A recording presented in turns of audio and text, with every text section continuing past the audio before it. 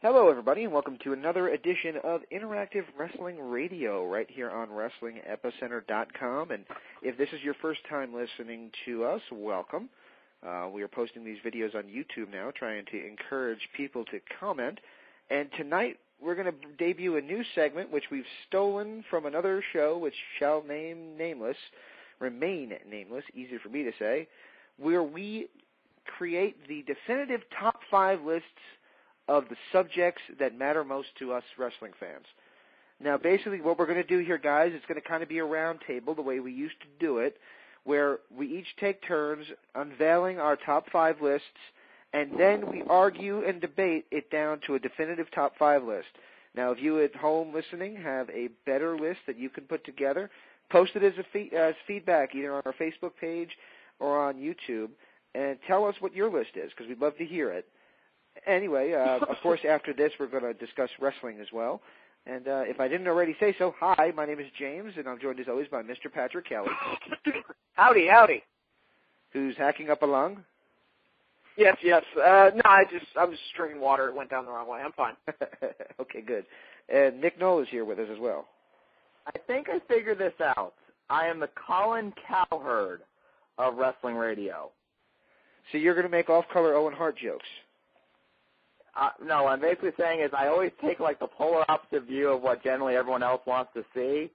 But if you shut up and listen to 5 seconds, you're going to have to kind of admit, he makes a good point.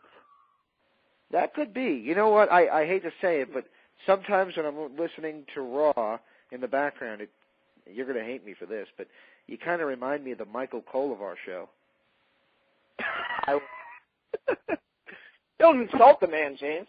I mean it in the nicest possible way. He kind of has that disagreeing, rambunctious thing, except not quite as annoying. No offense, Nick. Well, you used to call me the heel Don West of the wrestling episode. The heel Don West, that works. That would be much appropriate considering my who I like in pro wrestling.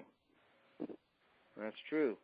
That's true. So today's list is going to be the top 5 wrestlers that never held the World Heavyweight Championship. Now, I want to preface that by saying that we're not talking about holding an independent title in Bumblefuck, Wyoming or something like that. We're talking about the major championships that go around like the WWE, TNA, ECW, AWA, and, even Memphis titles and territories that were really big. WCW, obviously. Can't believe I omitted that. But, yeah, all those major companies, if you held a company, the world title there, then obviously you're omitted from this list. But if you held an independent title, it doesn't necessarily disqualify you, if that makes any sense. So, anyway, who would like to unveil their list first? I can go ahead. All right, Patrick Kelly, you have the floor.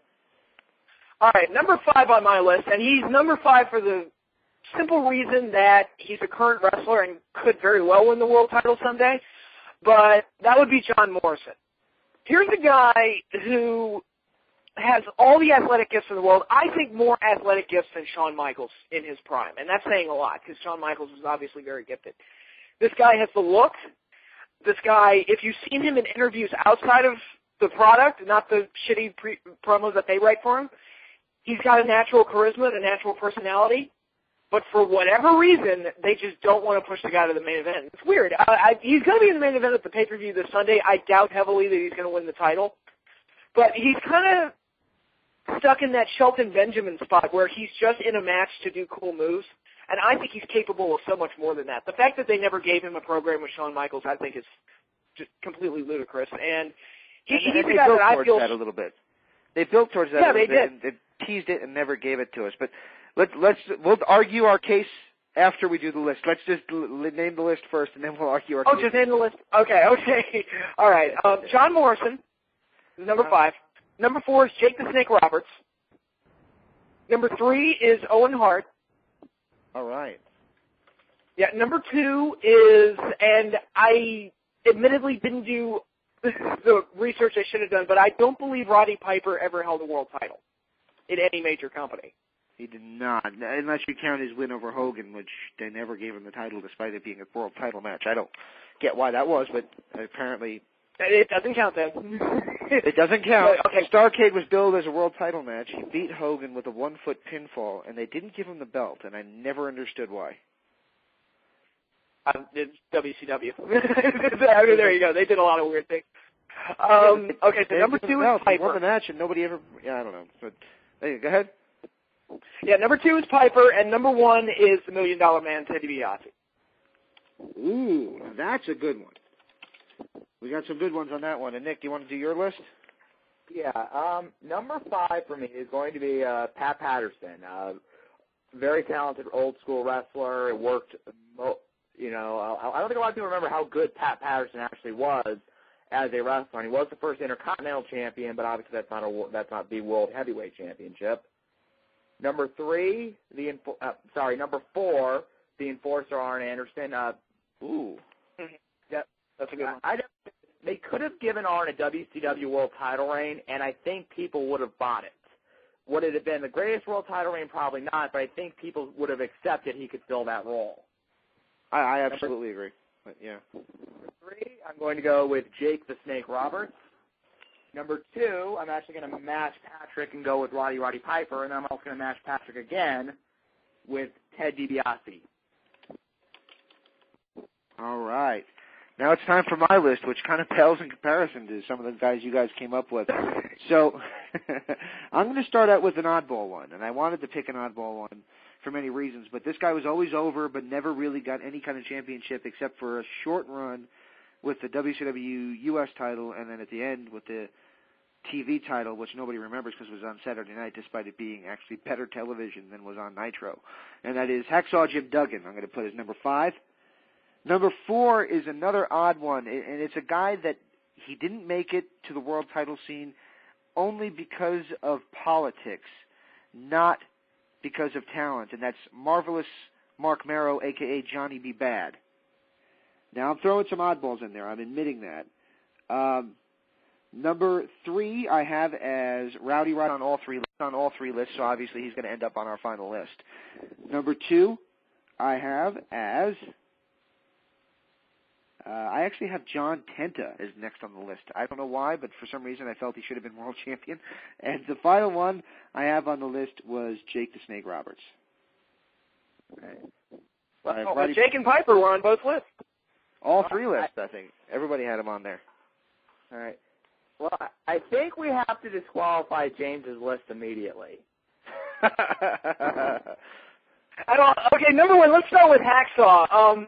The reason Hacksaw Jim Duggan never won a world title is because I personally felt that the guy, very likable guy, but he was a comedy character. And I think when you start putting championships on guys like that, it's kind of like the Santino factor that we've seen.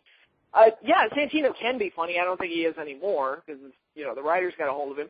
But when they start making him like this, a title-worthy guy, I think you overextend the boundaries of the character. R-Truth is the same way.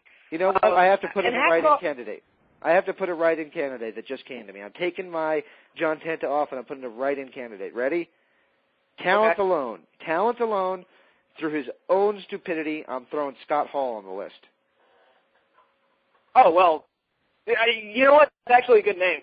We know why he didn't make it, but finishing up on Hacksaw, he was just a comedy character that found his niche and did well with what he was given, but I think if you had given him more than that, the character would have worn itself out.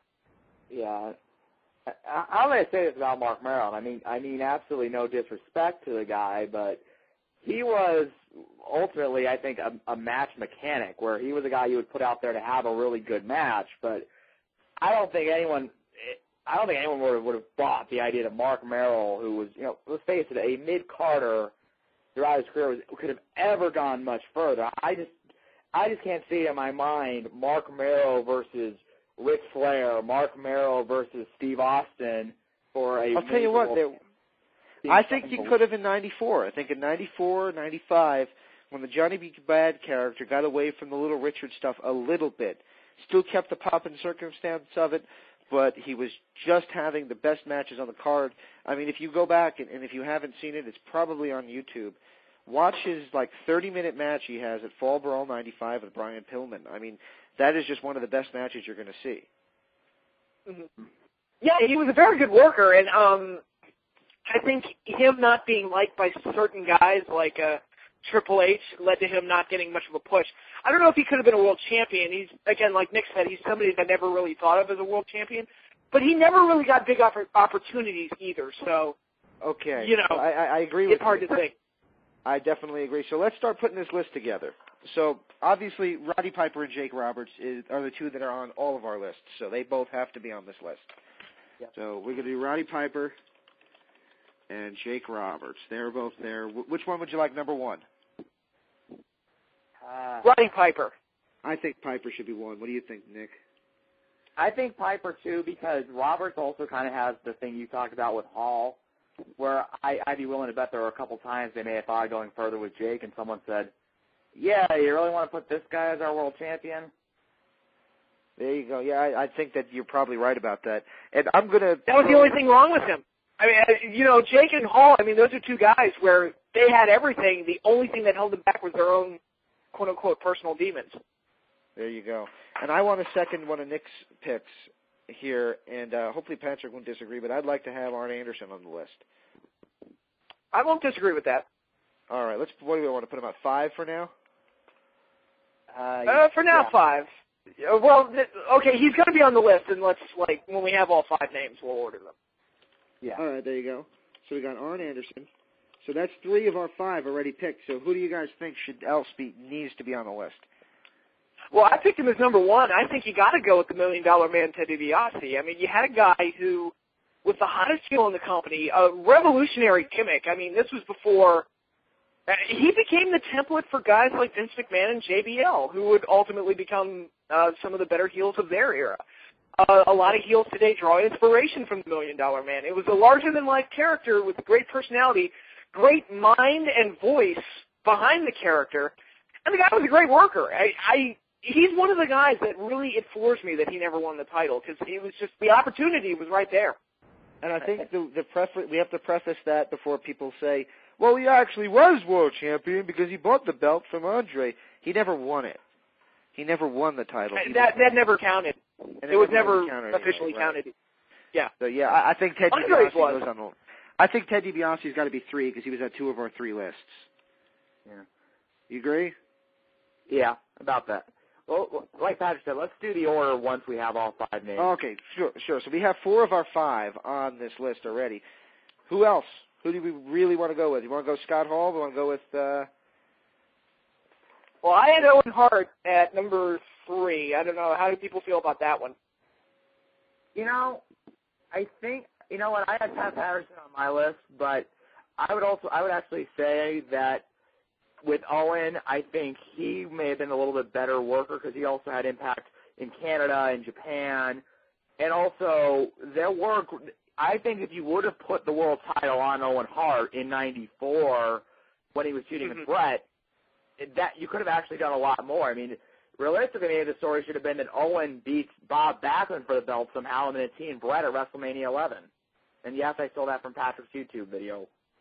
Oh, thank you. Yeah, that would have been the time to do it. You know, we talked about the window of opportunity with certain guys. And 94, 95, maybe 96 when he had injured Shawn, and they were doing that angle where, you know, he was using the insecurity to kill people. He made him lose, made him lose his smile. What'd you say? He made Shawn Michaels lose his smile. No, James, that was a year later. Oh, that was a year later? Okay. There you go. Is that when he insecurityed him and then, Shawn Michaels was dancing and then fell on his face? Yeah, well, what happened was they did the whole thing where Shawn went out, did drugs, got beat up at a nightclub, came back, forfeited the belt, came back for a little while, then they did the spot with Owen where then he was out for the Royal Rumble. Then he won the Rumble, then he won the title a couple times, then he lost his smile. Oh. Yeah, that was in 97. That was before the 4-way.